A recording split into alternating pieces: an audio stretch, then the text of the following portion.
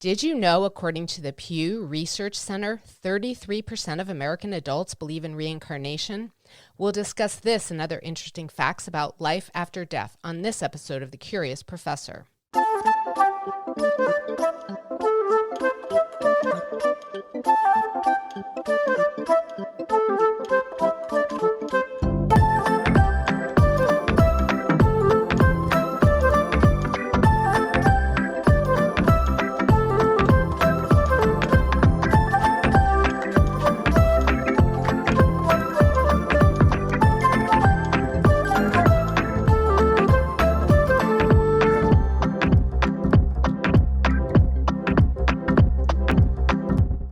Hi everyone, I'm Dr. B. Welcome to the Curious Professor podcast, where I take listeners on a journey of discovery to explore the people, places, artifacts, and natural wonders that spark my curiosity.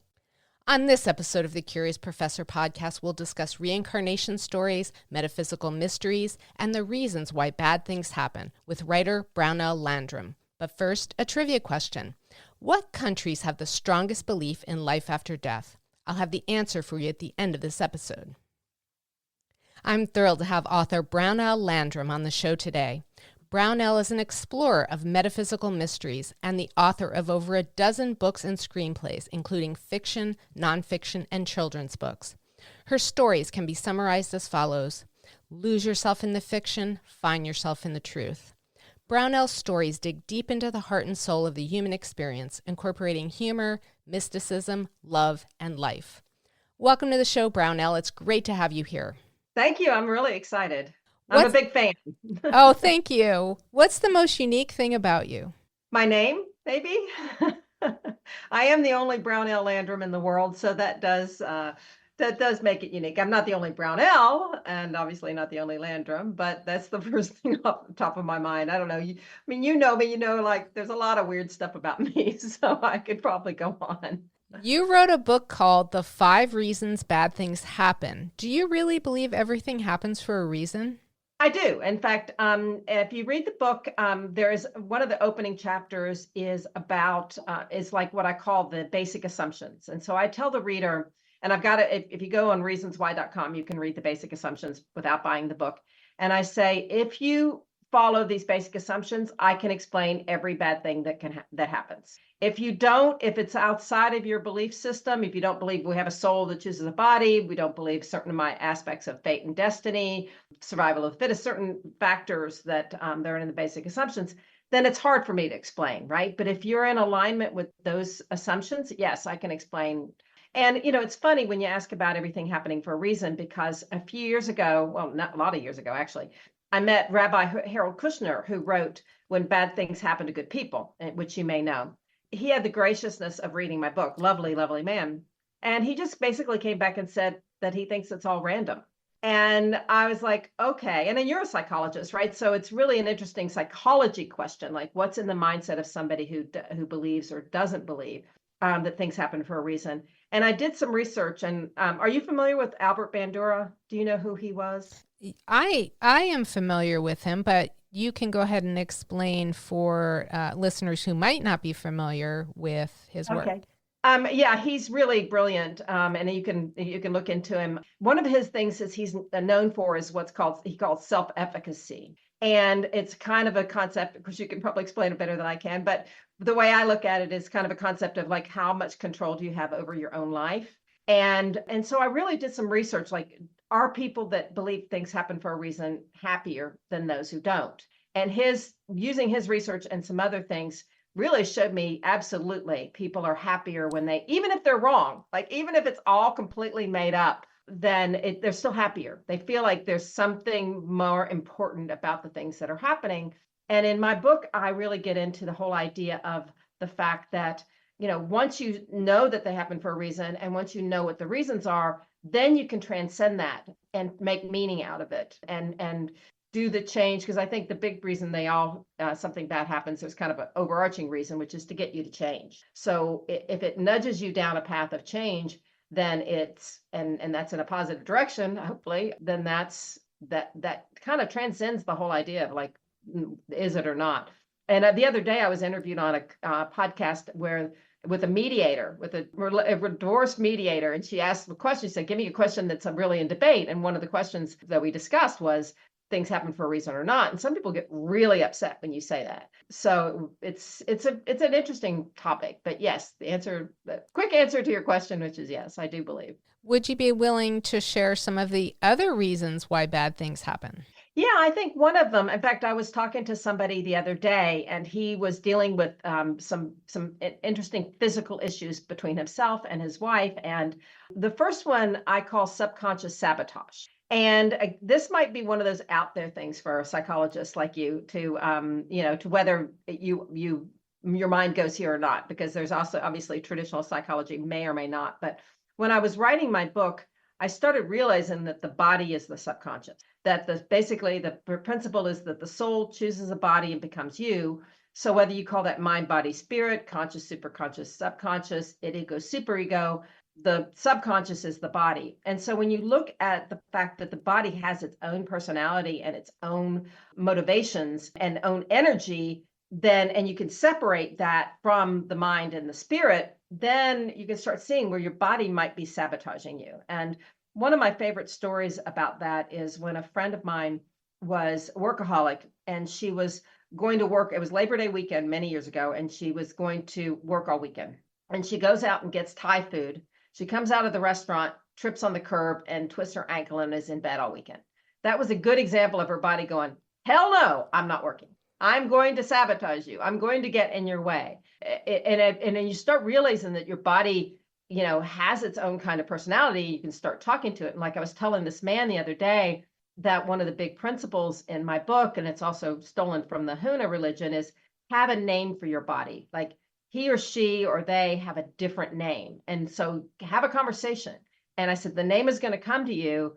And you wouldn't believe how much he lit up. Like his body was like, yay, I get to get heard, And so that's one of the reasons, like if you're not in connection with that body part of yourself, then it can trip you. It can trip you up. Have you experienced any synchronicities in your life that have guided you to a particular person, place, or situation? The most profound is the story that I wrote this year, which I have to tell the listeners was motivated and inspired by you to write. So Karen is my inspiration on so many levels in so many ways. So I'm just eternally grateful to her. So anyway, you had said, okay, suggested that I write a story to help me in marketing my books, my new novels that I'm launching. And as I'm writing this story, I'm realizing that I'm thinking I'm writing it as fiction, and all of a sudden it becomes true. It becomes very much about reality. And it is written from the point of view of what I call the upstairs. So that there are guides, angels, whatever you want to call them, but there are forces upstairs. And it was kind of written like, okay, I'm going to make this whimsical and funny. And then I realized, wait, they're telling me who they are. I'm not telling them. And then one of the things that is a principle in the book, or things I talk about, is what I call traffic angels. And so that there are entities upstairs whose job is to bring people together. And so when you're talking about synchronicities, a lot of times it's when they're doing their job. So like, how do you take an American woman living in Colorado and make sure she meets a British man in Tunisia? Like, they had to work really, really hard. So it's kind of like, you could say, oh, it's a synchronicity, or you could say it's a force outside of you that's conspiring in your behalf to get you somewhere, to learn something, to experience something, to do something. I don't know if that answers your question, but that's how I look at it. You have an online group and a podcast, and they're both called Life is a Trip, Reincarnation Stories. Can you tell us a little bit about that podcast and group? And the fact that I'm trying to encourage you to write a story for it too. So everybody look out for Karen and keep nudging her to write her story for our podcast. I started the group a little over a year ago, and with the purpose of sharing reincarnation and past life, afterlife, metaphysical types of stories. I really do believe that these stories can really open up minds and change the world. And one of the big principles within the group, as you know, is that the stories can be fictional or factual, right? It's not about, oh, can I prove this? Does it fit into this box? Does it fit into this belief system? It's more like, let's look at all the possible ways of telling these kinds of stories. And sometimes you start out writing something like I did on the story we just mentioned called The End. Sometimes you write it and you think it's fictional, and then all of a sudden it becomes real and manifests itself. So that was the objective. And then I thought, well, we need to take these stories and record them and put them on a podcast, put them on a place out in the world. It's kind of like, I call it a metaphysical modern love, if you know that podcast, which is just stories. It's not an interview guest type format. It's just people writing stories like yourself and like myself. And either we'll read them, the actor or the writer, or we'll get an actor or group of actors to read the stories. And then we record them and put them up, and so people can listen to them. And you classify some of your work as metaphysical mystery. What got you interested in exploring that genre? I first wrote my first book was the 5 Reasons Why book. And then I thought, I'm going to try writing a love story / romance. And of course, a typical romance has its own format and structure, as you know. And then I wrote my first novel, and it sort of had that same structure. And then I realized it's called Duet Stories. The song begins. And then I thought, well, I'm going to write a second story in that series. And I thought, well, why wouldn't I write about the thing that I love to read about and learn about the most? So, which is reincarnation and those kinds of stories. And so the second book is about one of their past lives together. And then it ties into the current life and how they all weave together. And, just as a writer, if you get to, if you're writing something like Outlander, yes, it's the same story, it's the same characters in different time periods. But what if they're different characters, same soul, different bodies, and you can introduce them again and again in different situations with different challenges? So you've got a new love story that's familiar, but and it ties all into a bigger theme. So that was just when I started writing, I was like, and that particular one, the characters were in the Old West, and I had so much fun with them. And so I was like, okay, I'm digging this. I like this whole world of metaphysical mysteries. And as you know, I pitched a TV series to Hollywood a number of years ago that was called Past Life Tour Guides. And I outlined hundreds of possible episodes. I mean, there's no end to these stories. And I just want more of these stories out there. And your new trilogy, We Meet Again, is about a famous couple reincarnated today to fulfill a prophecy that will change the world. Where did you come up with the idea for that series? It's hard to give it away and not spoil it. But I know we've talked about before the fact that sometimes you start with the end in mind. Like I think Stephen Covey might have said that originally. It's a business term, but as a writer also, if you kind of know where it's going to end, then you can kind of pull a story and go, okay, this is the message. I'm going to give the spoiler on your show that I've not given to anyone. It was when I realized that what does the Renaissance mean? What does the word Renaissance mean? And do you know? No, tell me. What does it mean? It means rebirth. Well, what do I write about? Right? So when you start thinking about like, okay, what's Renaissance and what is rebirth and what was the birth of the Renaissance, right? And there's a little bit of debate about, when it started, but it could have been, in the 1300s. It could have been a little bit later. Did it start in Florence? Probably. And so I started realizing that, that was where I was going to kind of tie back in, is that there was going to be a really key message in what the Renaissance was about. And let's just say it ties to a famous couple in the medieval Florence, and that's who the current day couple was in their previous life. And so that was like, okay, now I'm going to pull that all together. I started writing as a TV series, and then I tried to adapt it to a novel, and then I just went with the novel and wrote it so that it could become a TV series. So it kind of went all over the place. And now you have an entire trilogy. And I have an entire trilogy with all kinds of bonus scenes and all kinds of other spin-off areas that it could go. So I had a ton of fun writing it. What is your own most interesting past life or between lives story? I have a few past lives. I've got one, just a simple kind of anecdote, and then I can tell the between lives where it gets really weird. You said what's unusual about me. The past life one was just kind of interesting, is that many years ago, I meet a man that there was like, boom, instant something here. Like, this is a familiar thing. And I was in my 20s, so I was really young.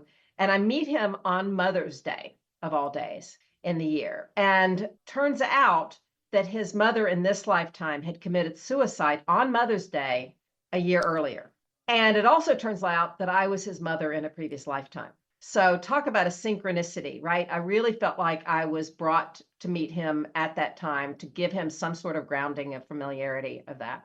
And, fast forward many decades later, and I hear from him a few years ago, and it's like there's still a bond there. There's not a relationship really there, but there's still a bond, like that meant something to him. As far as between lives, I really am a big fan of Dr. Michael Newton and his books about what happens on the other side, that we have jobs, we have things we do.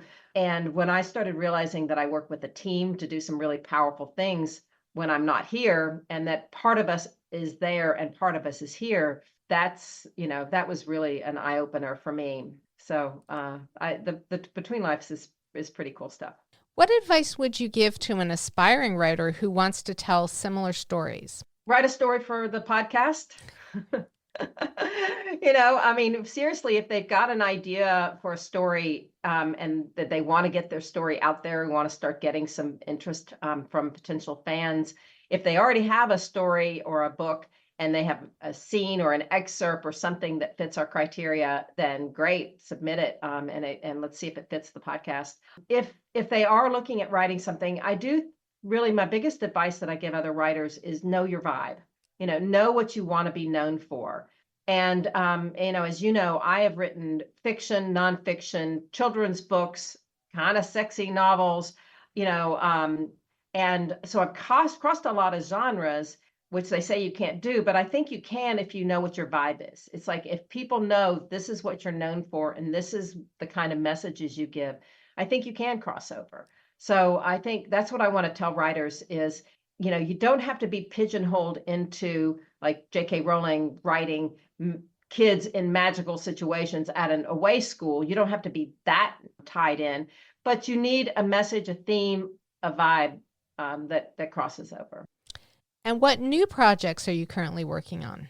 A couple of things. Well, I'm launching the We Meet Again trilogy next month, as you know, and that's exciting. And then when that kind of, gets its own momentum and is out in the world, there are two stories that I have written that are kind of works in progress that I put aside while I finish this.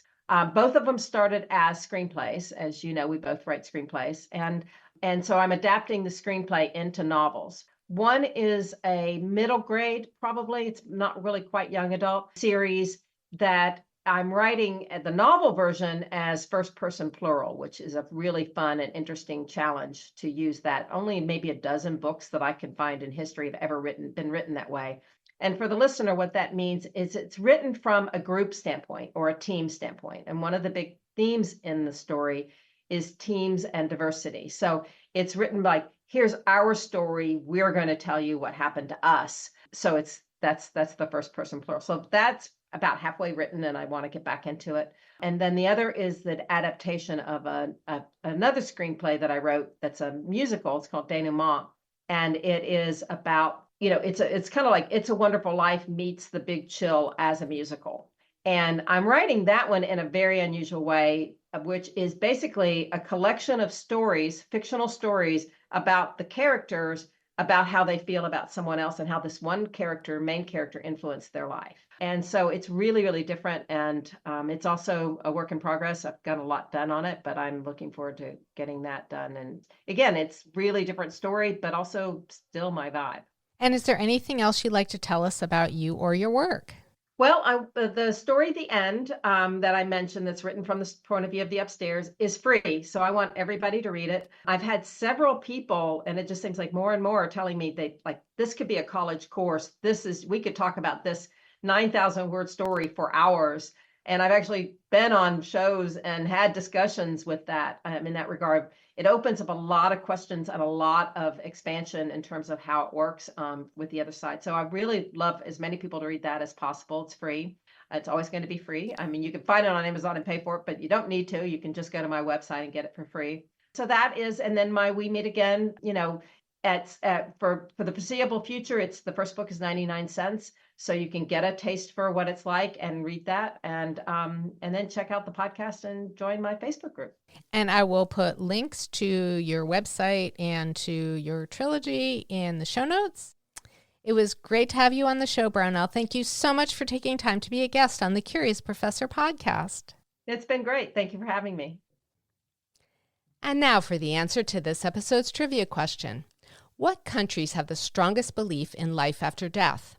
According to the World Values Survey, belief in an afterlife is most common in Bangladesh, Morocco, Libya, Turkey, and Iran. The nation with the lowest percentage of believers is China, where just 11.5% of people believe in an afterlife. We'll end the show with something punny. What happens to automobiles when they die? They reincarnate.